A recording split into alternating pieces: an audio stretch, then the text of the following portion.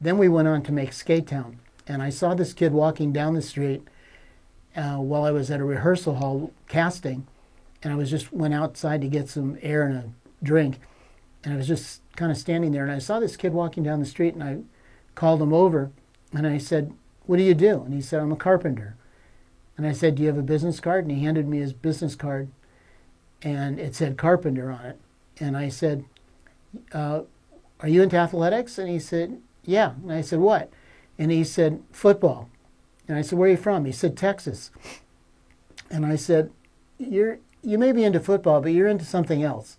And he said, "What do you mean?" And I said, "The way you walk, you don't walk like a football player." He said, "Okay, I'm busted. I was in Joffre Ballet for 7 years." And I said, "I kind of thought that it was something other than football." So I said, "Let's try a test." I said, "Do you want to be in a movie?" And he went, "Sure." And I said, "Okay, are you in Screen Actors Guild?" And he said, "No, I'm not an actor." And I said, "Oh, you want to be?" And he said, "Yeah."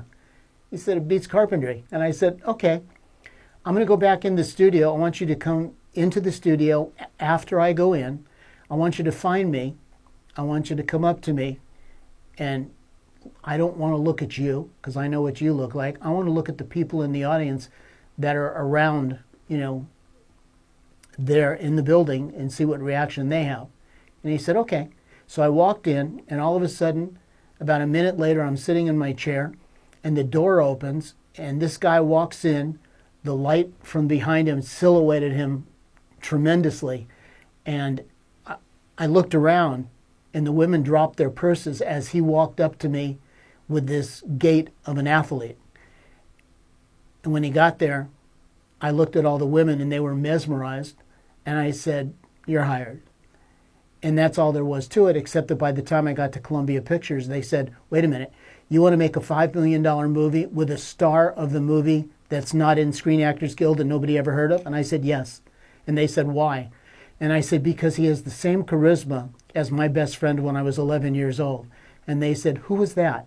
And I said, "Well, I spent a year with James Dean. And James Dean had a certain feel and a chemistry, and this guy has the same thing." And they said, "We're the experts. We're Columbia Pictures. We'll send the best people to you. You pick somebody that's a professional." And I said, "Yes, sir."